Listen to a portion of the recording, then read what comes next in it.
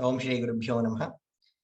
Jagatkaranam Karanajnanarupam Suradim Sukadim Gunesham Ganesham Jagadvyapinam Vishwavandyam Suresham Parabrahmarupam Ganesham Bhajemam Parabrahmarupam Ganesham Bhajemam. Shri Gurubhyo Namaha. Welcome to the 84th session of Bhagavad Gita verse by verse. We continue with the 11th chapter. The team of Param Vedanta will be presenting verses 31 to 35 of Visvarupam Darshana Yoga. Dr. Divakar will be the Sutradhar for today's session. Dr. Divakar is an accomplished psychiatrist in Narayana Health in Bangalore. He is an ardent student of Vedanta, well versed in Veda Purva and Veda Anta, and practices them too. He often lends us a lot of insights into Karma Kanda. He is truly a jewel student. Welcome, Dr. Divakar, to your new role. And we start first with a quick recap of last week's session by Dr. Rekha, covering verses 26 to 30 of chapter 11. Dr. Rekha. Thank you. Om Shri Gurubhyo Namaha. We are in the middle of chapter 11, Visvarupam Darshana Yoga, where initially Arjuna expressed wonder, Vismaya and Ascharya in verses 15 to 22, highlighted in yellow, on seeing the magnitude of Visvarupa. In the next set of verses, shown in blue, from verse 23 to 30, this wonder turns to the second phase of fear or bhaya. Next slide, please. It is important to remember that Kala Tattvam or time is an integral part and property of creation and can't be considered as separate. In deep sleep or sushupti, we see that when the whole world is resolved, our experience of time and space is also gone, and it only returns when we awaken, either to the dream world or the waker's world. Kala Tattvam is an invisible, all-pervading Shakti, which has two aspects: a creative power that manifests creation like birth, and a destructive power that leads to resolution like death. Thus, birth and death are merely two sides of the same coin. They are not a pair of opposites. The world is a source of terror as long as we don't accept both. There is only one way to avoid Kala, with its two facets, and that is by transcending time, by embracing Shiva or the Atma Tattvam, which is the only place where Desha and Kala are absent, the Paramarthika Satya. The Kala Tattvam that is described in these verses is an integral part of Vishvarupa Ishvara, and we should accept this without resistance. Next slide, please. The second phase of Arjuna's response to Vishvarupa, which is where we are at, is fear or bhaya.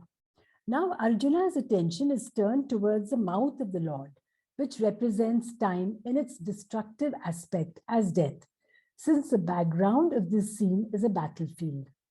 The blazing fire and protruding teeth of the Lord's mouth evoke terror in all, including Arjuna. Arjuna sees the entire world being scorched by the fire of time, with many people rushing towards the Lord's mouth. Some are already in the mouth, being crushed between the teeth. All these visions cause great fear and confusion in Arjuna, and he begins to doubt the very nature of the Lord. This shows that Arjuna is still not able to see the Lord in totality.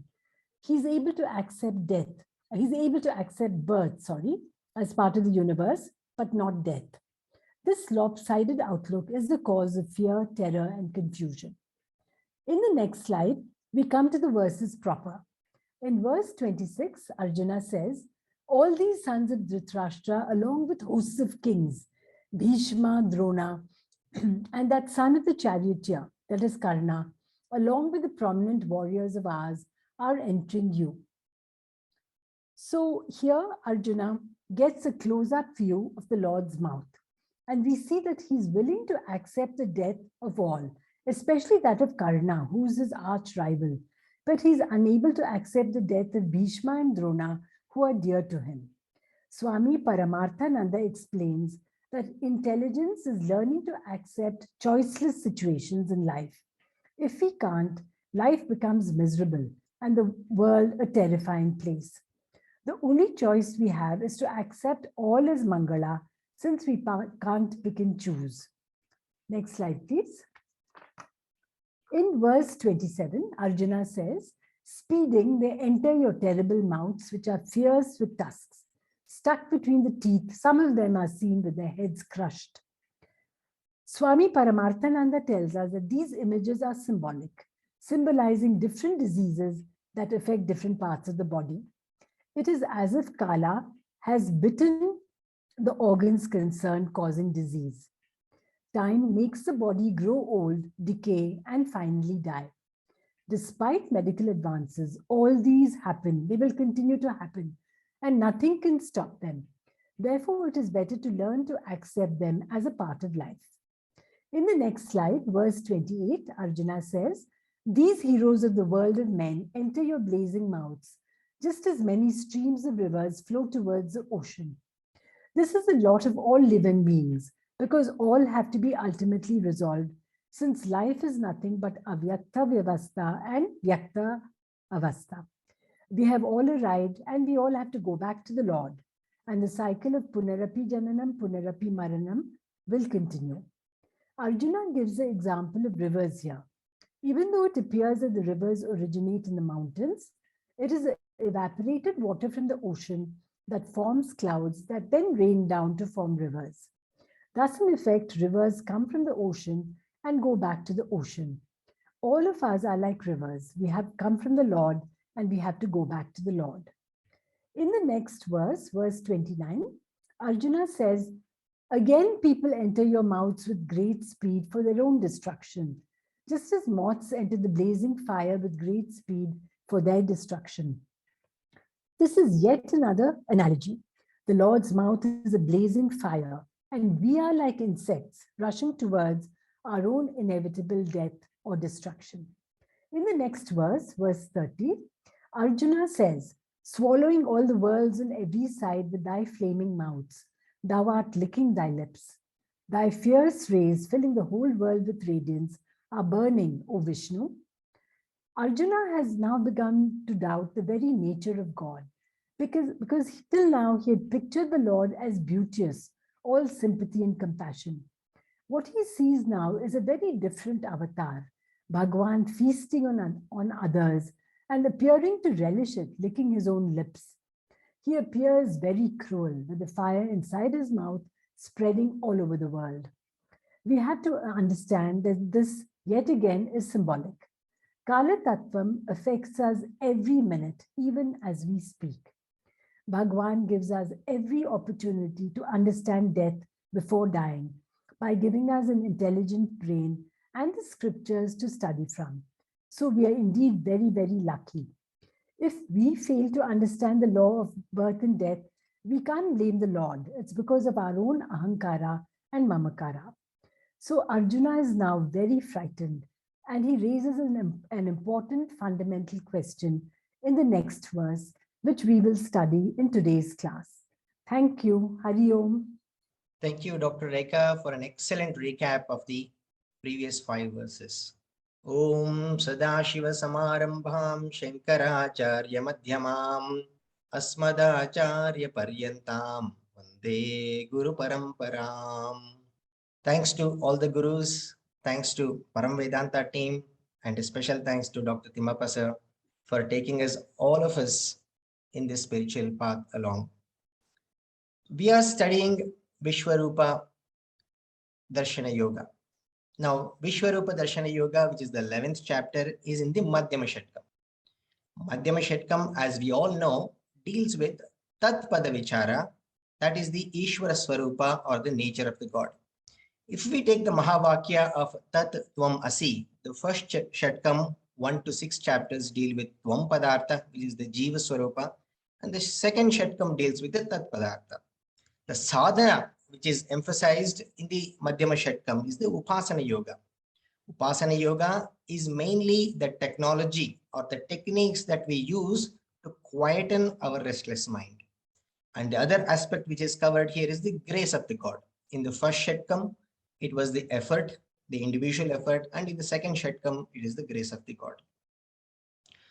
Now, in the word Visvarupa, Rupa means the form. Vishwa is the universe. So, Vishvarupa is Vishva eva rupam akaraha yasyaha Vishvarupaha. The Lord whose very form is the universe itself. So this is the shift from the view that the God is in the universe to the universe which is in the God. Common example used, of course, is this space. The space which is inside this room, we think that this space is unique, but on analysis, we know that this space and the space between this room and the next room and space between this room and my house and your house is the second step, and there is a space in between these two houses. But on closer look, we know that everything is within the space only. So the shift that we are making is from the Saguna Ishvara form, we are moving towards the Nirguna Ishvara form. So space within this room to the room within this space. In Saguna Ishvara, there are two stages. One is the Ekarupa Ishvara, which is going to a certain place and worshipping a god. Example, going to Tirupati to worship Lord Balaji. And the second stage is the Aneka Rupa Ishvara or Vishwarupa Ishvara. Here, we need not go anywhere. The whole Vishwam is the manifestation of the god. And the third stage, of course, is the Arupa Ishvara, which is learned through the Jnana Yoga. Now, we know that from the Upanishads, we have learned that the whole creation is from the God Brahman himself as a abhinna nimittha upadana karana. We have learned this from previous Upanishads, mainly Mundaka Upanishad, where a spider example is taken to explain that God is both the material as well as the intelligent cause. Like how the spider is the designer of the web as well as the raw material, which is the web, which also comes from the spider. Abhinna nimittha upadana karana means that God is both the intelligent as well as the material cause for the universe. When God himself is the universe, where else can we go looking for this God? Now, this requires a change in our attitude, change in our perception, and that requires making our mind more and more subtler. This change in attitude is called as Divya Chakshu or a Jnana Chakshu. And this process of understanding comes only from the teachings and assimilation of this teaching. We have learned that this creation has happened from the combination of Brahman and the Maya. From then, the unmanifested form of the universe has first come. That is the first stage of the creation. The time and space has come later, and then the gross universe is manifested because of these 5 elements. Even within the Panchabhutas, the 5 elements, we have Akasha, which is the most subtlest form in the beginning, and then comes the Vayu, etc. So the creation has happened from the subtlest to the grossest, and while refining our mind, we are moving from the grossest to the subtlest. So the Vishwarupa Ishvara Dhyanam, or the Upasana of the Vishwarupa, is nothing but broadening of our mind, which is the expansion meditation. And that is so important to move towards the Arupa Ishvara. Without Vishwarupa Ishvara Jnanam or with Vishwarupa Bhakti, we will not be able to move towards the Arupa Bhakti. It is important to note that there is no mysticism in the 11th chapter. Like the picture of Vishwarupa that we see, the Lord with several heads, Vishwarupam is not a Saguna, it's not a Nirguna form. It is a Saguna form where the universe itself is shown as the God. It is the divinization of the ordinary world, and there is no need to go out looking for this Vishwarupa. Now, upon Arjuna's request, Krishna has granted a time-lapsed vision, which is the Divya Chakshu, to Arjuna. On seeing the Vishwarupam, Arjuna goes through 3 different stages of emotional responses. We saw this previously. The first response was that of Vismaya or Ascharya. Naturally, when we see something in a magnanimous status, we all are wonderstruck. Example of seeing an ocean, example of seeing a huge mountain, etc. Arjuna was wonderstruck on looking at the universe in its entirety. The second stage that was beautifully explained by Dr. Rekha in her summary, Arjuna goes through a state of fear, an intense panic and terror on looking at the death and destructive aspect of the universe. And this particularly happens when we see any kind of horror situations. For example, if you witness one accident, if there is any death in our own family members, or if we hear to people dying because of this untimely causes such as suicides, accidents, etc. At that time, it is a natural response that we all go through, which is that of a panic or an intense fear. During this COVID period, we have witnessed a significant number of patients coming to us with panic attacks and acute stress responses. And bhayam is one of the innate responses that we all have. And it is natural that we all go through bhayam when we look at situations which are outside, which are terrifying. With that, we will move to the first verse of today. In the state of fear, Arjuna asks a relevant question to Lord Krishna. I request Srimati Pallavi to kindly explain the verse 31. Hari Om, Gurubhyo Namaha. Akhyami me ko bhavanugra rupo, namastu te deva vara prasiddha, vignatam ichchami bhavantamadhyam, nahi prajanami tava pravittam. The meaning of this shlok is, tell me who you are, so fierce of forms, O God of gods, the Supreme Lord, I bow before you. Please bestow your mercy and grace on me. You who existed before all creation, I wish to know who you are, for I do not comprehend your nature and workings. In the second stage of Visvarupa Darshana, in the shlok, Arjuna is fearful and scared, looking at the mouth of Bhagwan. Perplexed Arjuna by Bhagwan's ferocious looks and actions, now he is very curious to know Bhagwan's identity and role in this creation. At this stage, he poses Bhagwan two fundamental questions. The first one, Akhyai me ko bhavanugra rupo. Tell me who you are. Are you this fierce destroyer? Please tell me, because I am unable to withstand this frightening form of yours. Therefore, he says, Namastute Deva Vara Prasiddha. My namaskaram to you, O Lord of the Lords. You are Deva Shrestha. May you regain your composure and exhibit your gracious, merciful form from a better clarity. I'm unable to comprehend, decipher your form. Furthermore, I'm confused. Vignyatumichchami bhavantamadhyam. I would like to know your designation, your functionality or job in this universe. O primeval Lord, it seems to me that devouring the universe is the only job existing for you to execute. It seems very limited. However, you are the Shrestha Karta, who existed even before the manifestation of Shrishti. Nahi prajanami tava prakritim. Therefore, I'm confused and unable to comprehend your present functionality and workings. So now Bhagwan is very happy. He wants to satisfy Arjuna's bewildered curiosity and relieve him from his fear by letting Arjuna know his identity and purpose. Hari Om.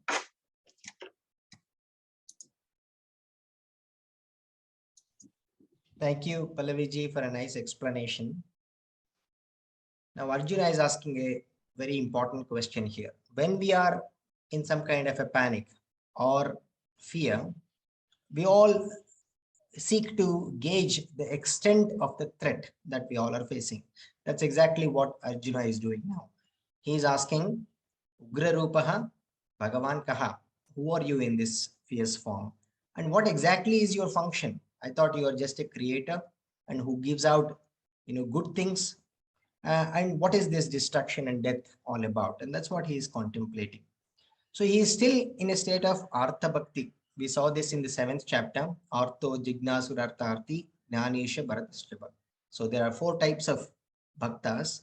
He is now so frightened that he is surrendering, starting to surrender to Lord Krishna because he's so frightened.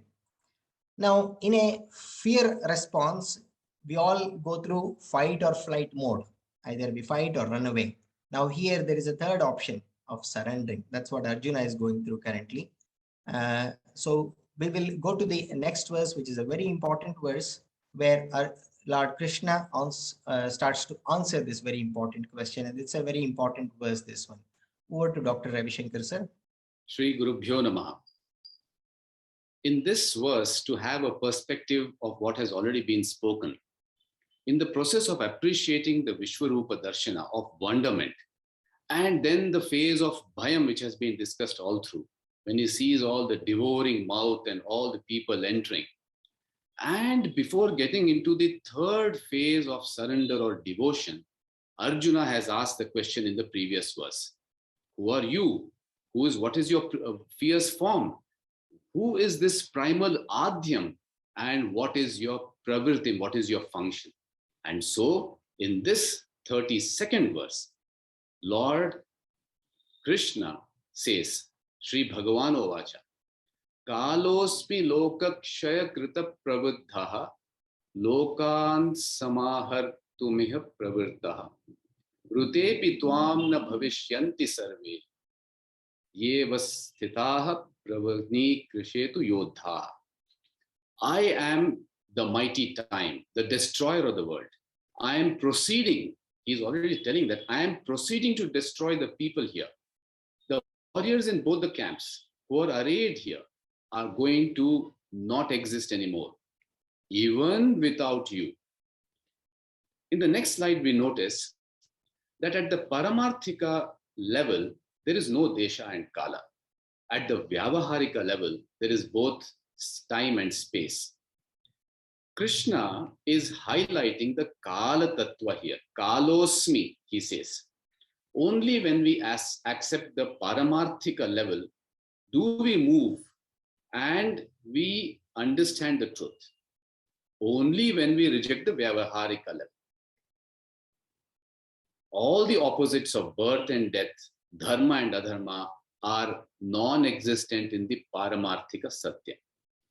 Total acceptance of the Paramarthika Satya reveals only through total renunciation, which is of course a mental renunciation, which we get through self-knowledge, and that is the inner strength which has been very clearly explained by Pujya Swamiji.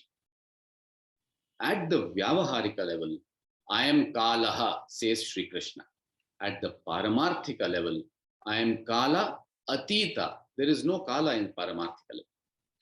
In the next slide, there is the explanation of the rest of the verse. Iha Pravardha, Krishna says, I have already activated the time principle, by which he says Samaya as well as the Yama aspect. Loka Iya Samartham, the job of destroying all these people has already been activated. Rite Tvam, even without your involvement in this battle. Rite Api Tvam. So this Api is a little extra word. You use this Api with survey and says that you are not going to be responsible for this. Arjuna says, Krishna says to Arjuna, even if you are not in this battlefield, these large number of people whom you see here as soldiers and the people who have gathered here are going to die. Sarve na bhavishyanti. Time has come for these people to disappear all at the same time due to their combined cumulative prarabdha.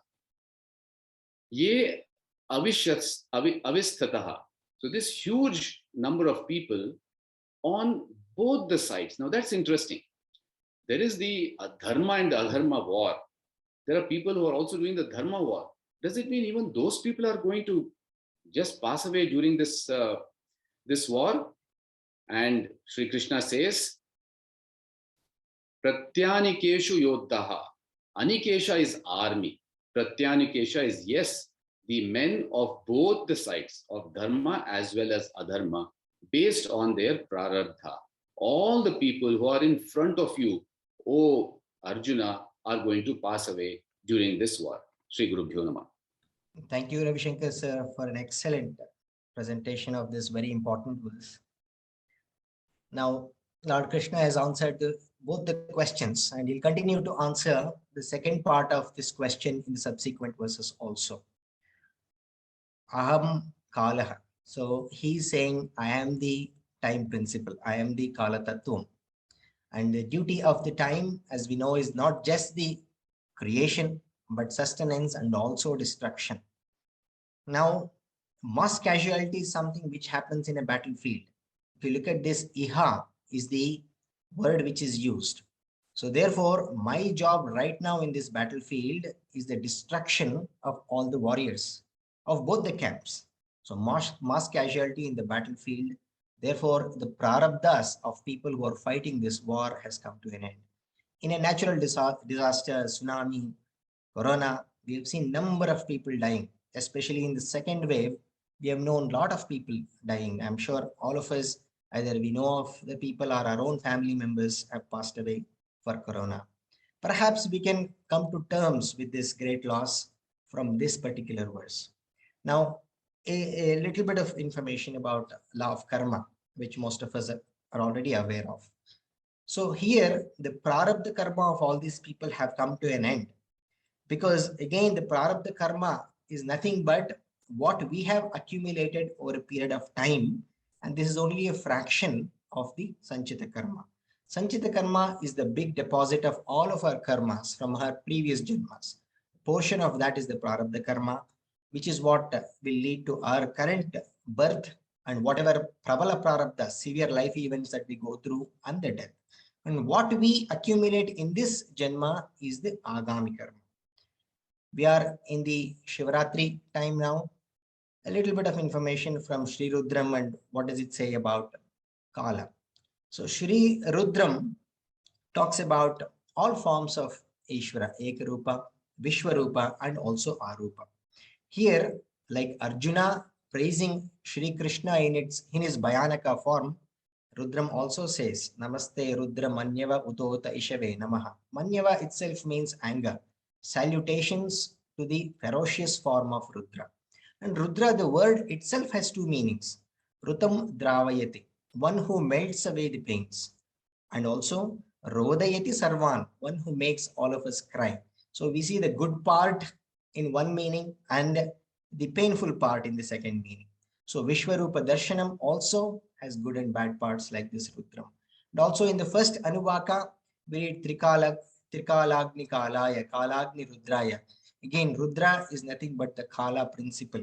And there is also something called as Kalagni Upanishad also, which also talks about this elaborately. And in the second verse, I mean, like Dr. Ravi Shankar mentioned, God is Kala in the Vyavaharika Satyam, that is mentioned in the first Anuvaka. If you look at the second Anuvaka,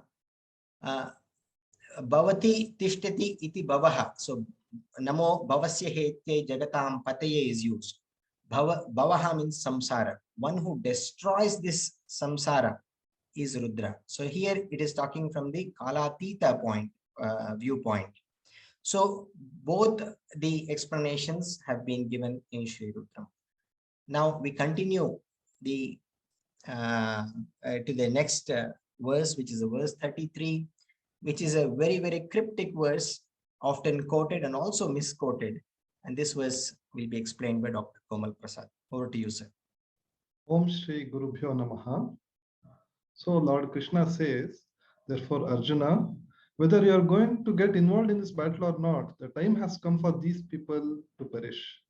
If you are going to be involved, the advantage is that you will get the name and fame for fighting on the side of Dharma. People will say Arjuna fought for Dharma and Arjuna established Dharma. Therefore, you join and do your duty. Tasmat, therefore, Tom Uttishta, you get up. Yasho Labhasva, you can take the name and fame. How? Shatrun Jitva, by defeating your enemies. Samruddham Rajyam Bhungsva, you can enjoy the prosperous kingdom which you have lost. Mayai Vaite Nihita Purvameva, all these people have been already destroyed by me because their prarabdha karma is over, and therefore the means of destruction alone can vary, but the end of destruction is going to anyway happen. Therefore, hey Savyasachi, that is Arjuna, Savya means left hand, is ambidextrous, the one who can use both hands equally well. I have already finished them. Therefore, your job is what? Nimittha matram bhava. May you become a simple instrument in my hands. If you look at this, it looks as though everything is predetermined by the Lord, which we call as destiny, or fate. And it looks as though human beings do not have any choice at all, no free will at all, which is absolutely wrong. Our Shastras does not accept fatalism.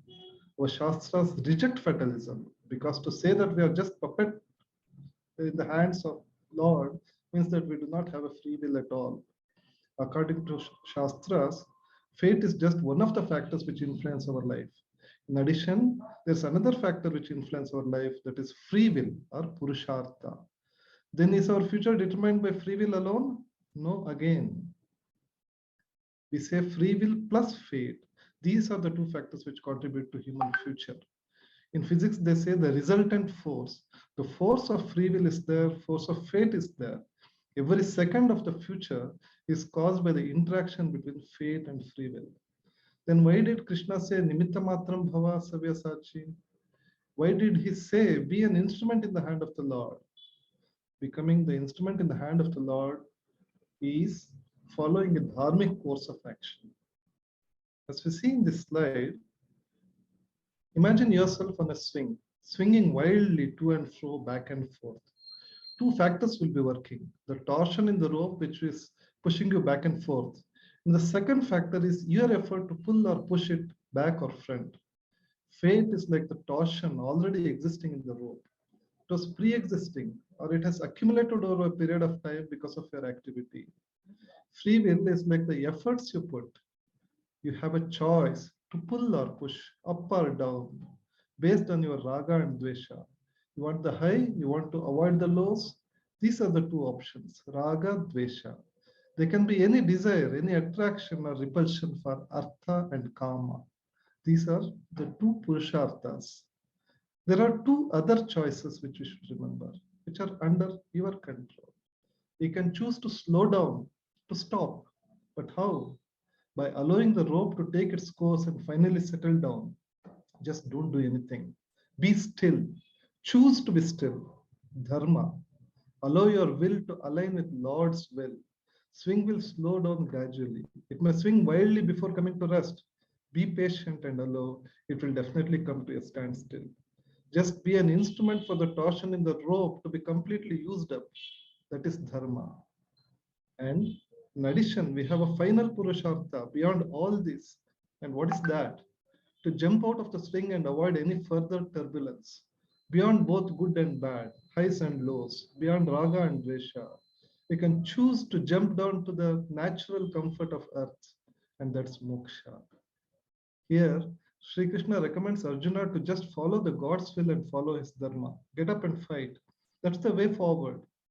The key message is not to consider nimittha matram bhava as a suggestion of predeterminism or fatalistic attitude.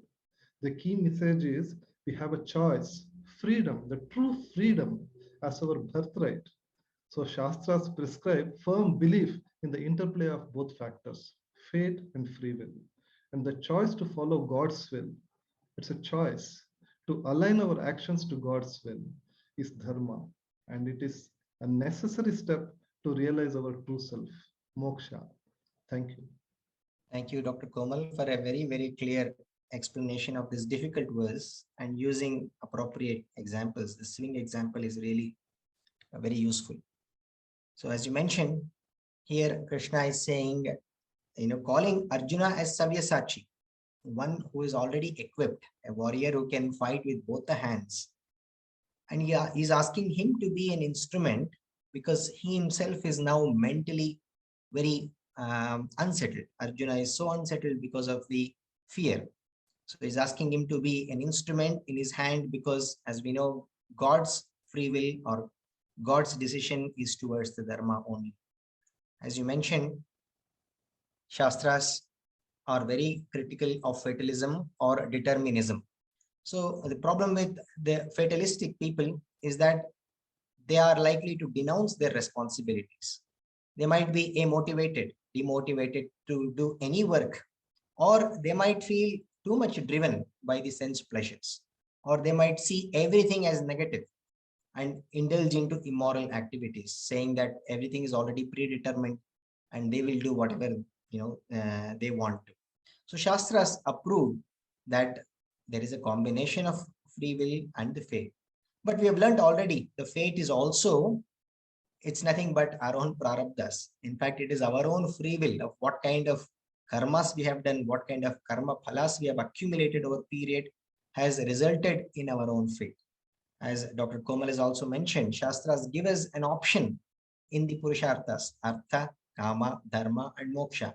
Which one we should be choosing is left to our own will and intellect. Of course, Shastras and Gita is suggesting all of us to take up moksha only, because only that can give us the lasting happiness, peace, and security. So Gita all along gives these options to all of us. Even if you look at this verse, Uddharet Atmanatmanam, it's saying it is our own responsibility to lift ourselves using our own mind, which means it is our own free will, which we have to use to decide what destiny or what path we should be taking. Even in the end, 18.63. So Lord Krishna says, I have taught you everything. You do what you want to do. So yata ichchasi tata kuru. I have explained the most sacred and secret knowledge to you. You think about it carefully and you do as you wish. It's as if a doctor is taking informed consent before operating on a patient. I've told you everything. Do you want to still go ahead with this? So free will is something which is emphasized repeatedly in Shastras. Even if you look at it from a medical point of view, somebody is going through a cardiac conditions, we say that there are modifiable risk factors and unmodifiable, those which are controllable and uncontrollable. For example, age, gender, family history, these are all uncontrollable ones.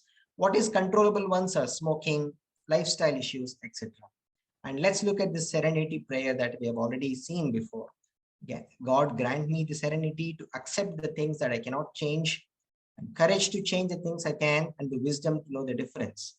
The problem with fatalistic people is that even those modifiable things, even the things that they can control, they feel that they cannot control. That is the problem with the determinism. So even if we look at our own personalities, we all are different. The swing example that Dr. Komal used, swing can go in different velocities depending on who we are, depending on our own vasanas. Swami Chinmayananda's a very beautiful BMI chart explains this very well. So we all have different personalities, different intelligence, different emotional quotient. But the hope is that all of us can use our free will and become aware of at what state we are in, and work on our own deficits and barriers and overcome them and come to the path of the free will of the God. So that is what is the message of the Krishna. I think we all should take that we all are Savyasachis here, and we can use our free will and align ourselves to the Shastras and the free will of Lord Krishna. With this, let's move to the verse 34. Over to you, Srimati Radhaji. Shri Gurubhyo Namaha. I will go for the explanation of the verse 34. In this verse, Krishna says, Dronacharya, Bhishma, Jayadratha, Karna, and all the other warriors have already been killed by me. Therefore, Arjuna, don't be disturbed. You just fight. You will be victorious over your enemies.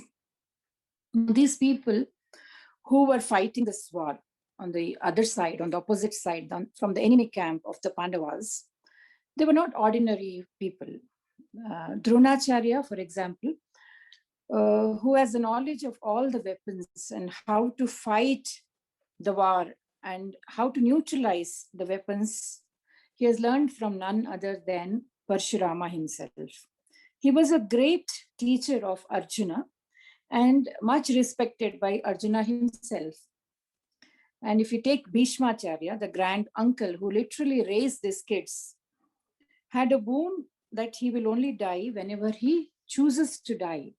And he has such a great overpowering personality in the entire Mahabharata. If you look at Bhishmacharya, Jayadratha had a boon from his own father that whoever caused his head to fall on the ground would instantly have his own head burst into pieces.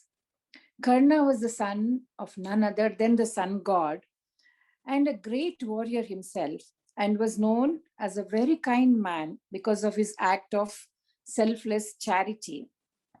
And he also had some special weapon given by Indra, which would slay anyone. The purpose and meaning of explaining the greatness of all these people, so many people like Kripacharya and all who were fighting this battle from the other side, is just to bring home a point that all these people were not just ordinary, they were very well accomplished. Each one had some very good special qualities about them. They had boons from gods and demigods and all. They were unconquerable, if we look at them. But this battle was not to prove who was more powerful or who was strong and who had more influence and things like that. But this battle was fought by the Pandavas as a battle against adharma. This battle was not for power, but for dharma. Above everything else, there is dharma. There is an universal law in place. It is a law of righteousness. Sanatana dharma, that is what we call. And why does this war start at all in the first place? Now, if you see Draupadi Devi, who was the princess, the wife of these Pandavas, the rightful inheritors of the kingdom, she was the Kulavadhu. That means the daughter-in-law of the royal household. She was not somebody who was finishing her work and coming back home at 12 or 1 in the night and she has been molested by some unknown people. This royal daughter-in-law, in her own kingdom, in the royal assembly, in the Sabha, where the elders of her family, the ones who were supposed to be protecting her modesty, this woman was distrobed. The Pandavas were denied of their own kingdom, and all the atrocities, if you see in the Mahabharata, that were committed against this law-abiding, dharmic people, these Pandavas, this itself was a great crime. And one has to pay a price, so beautifully explained by Dr. Ravi Shankar and Komal, because they have made my job so easy. All these people were siding Duryodhana, who stood for unrighteousness. Sometimes you wonder why there was such a big war and so much of destruction. All this could have been averted simply if, instead of being loyal to the throne, if all these great people were loyal to Satya or Dharma or righteousness, whatever we call, all this could have been simply be averted, right? So this is where, the question of the choices, that kind of choices that we make in life comes. And God is not somebody who is partial. God doesn't say, I take the side of this people, I favor this people. He's not like that. There is a universal law which is in place. This is a Kala Sarupa of the Bhagavan, right? And what is Krishna, Ishvara, is nothing but karma phala data. So whatever karma one does, accordingly, the results are given by the Ishvara. Though those people were unconquerable otherwise, by being loyal to the throne that was occupied by an unrighteous king, the universal law will catch up with them. So when Krishna says, I have already killed them, what does he mean? In the world of God, there's only absolute reality. It is only truth exists. Satyameva jayate nanritam, Mundaka Upanishad says. See what it means, truth alone, or the Satya, or the Dharma alone triumphs. And from that point of view, the decision is already been taken. The outcome is already named to Krishna because he is the karma phaladata. And hence he says, I have already kill them. And so you, Arjuna, just be an instrument in my hands, in the hands of the God, and make this choice for yourself. Just do whatever you are supposed to do as a Kshatriya, and the rest is taken care of. Shri Guru Pyo Namaha. Thank you, Radhaji, for another nice explanation. Yet again, Lord Krishna is working on Arjuna's mamakara of bringing the names of Bhishma and Drona. Again, Arjuna is very much attached to them. So, of course, we all know that identification with our own selves, our family, and our possessions are the toughest ones to give away. And Arjuna is also very attached to Drona and Bhishma. So Krishna reiterating all of that in the law of karma, prarabdha, there is no partiality. So their prarabdhas are coming to an end, and he should be doing his own duty without fear. So after this, Arjuna is still very frightened. So he's trying to take some, a few breaths. And this gives Sanjaya to give a bit of commentary. And let's hear that from Srimati Padmaji. Over to you, Padmaji. Hari Om, Shri Gurubhyo Namaha. Arjuna, having heard Lord Krishna's doctrination and seeing the Lord's Kala Tattvam aspect, that is, his devouring of Bhishma, Drona, Jayadratha, Karna, and other warriors on both sides, Arjuna was frightened. Swami Paramarthanandaji explains that everything is predetermined. Our Shastras accept fate as God's karma phalam, that is destiny, called prarabdham. The birth of every person is the result of past or accumulated karma that is stored in as sanchita karma. Our prarabdham or destiny is a result of our action or deeds in the past of the previous janmas. Next slide, please. And in the past of the present janma. It is based on this that the time of a person's birth is at a particular planetary position. The planetary position act as indicators of our prarabdha, and this prarabdha influences our life. That is why it is said, everything is predetermined. The stars are indicators of the prarabdha, but they do not influence a person's life. Two factors influence and decide a person's life, fate and free will, or purushartha. By free will, it means what you sow is what you reap. Yaha karta bhavati, saha bhokta bhavati. When a person or his free will is in alignment with Dharma Shastra, he becomes an instrument of the Lord, nimittha matram. Free will will always be in conflict, that is, what to do or what not to do. Arjuna is facing this conflict in the battlefield. To neutralize or lighten a person's prarabdham, one should do prayashchita. Swamiji says, prayashchita karma is based on the law of resultant forces. Prayashchita will produce agami, and that agami will neutralize prarabdham. Neutralizing prarabdham will again depend upon the relative strength of prayashchita or prarabdha. So each individual prarabdha is either prabala, very strong, durbala, weak, or madhyamam, moderate, depending upon the degree or magnitude of one papam. When a person is suffering, he is purifying himself by exhausting or reducing his prarabdham, bit by bit. Lord Krishna is karmaphala data. His role is like that of a judge, to maintain dharma. His compassion is in the form of maintenance of dharma, to make the law of karma work in alignment with dharma, to maintain the harmony and orderliness of his creation.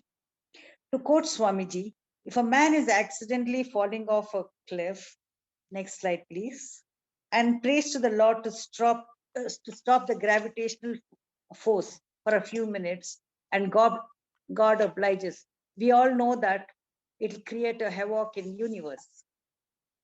Arjuna, blessed with Jnana Chakshu, has recognized the role of Lord as the karma phala data, that he is neither cruel nor compassionate, but never unjust.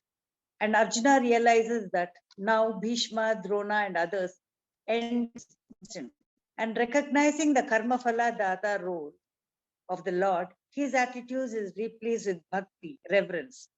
Sanjaya, seeing this, tells King Dhritarashtra, Now the verse, Sanjaya Uvacha, Etat Shrutva Vachanam Keshavasya, Krutanjalir Vepamanaha Kiriti, Namaskritva Bhuya Evaha Krishnam, Sagadgadam Bhita Bhitaha Pranamya. Translation, Sanjaya said, having heard these words of Krishna, the trembling Arjuna saluted, bowing with great fear, faltering, spoke to Krishna once again with joint palms.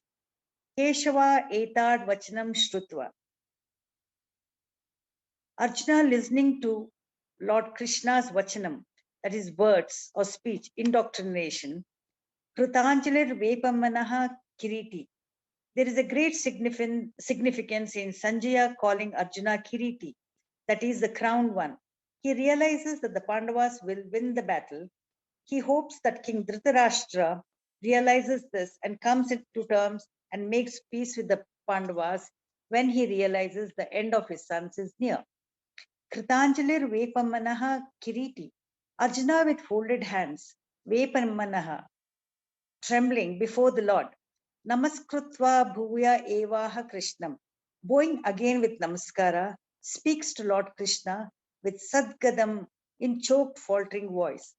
Bhita Bhitaha Pranamyaha, overwhelmed with fear and then with bhakti, bows and surrenders in reverence before Bhagwan Krishna.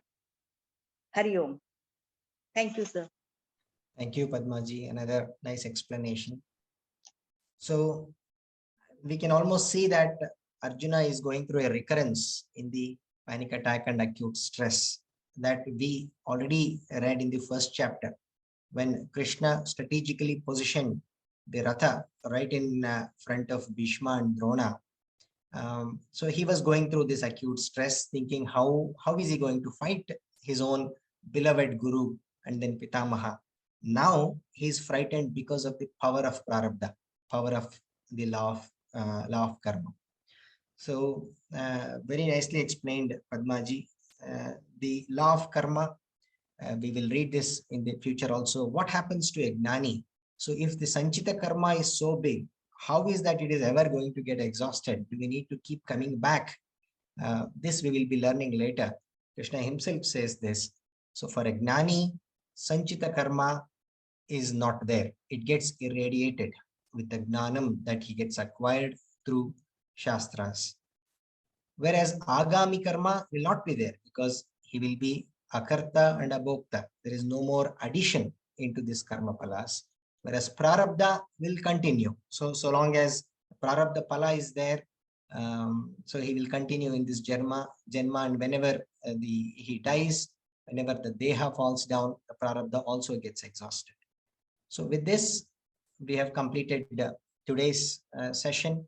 In the next class on the 28th February, we will see few more shlokas where Arjuna is starting to heap praises to Lord Krishna. He appreciates that God is both the creator as well as the destroyer.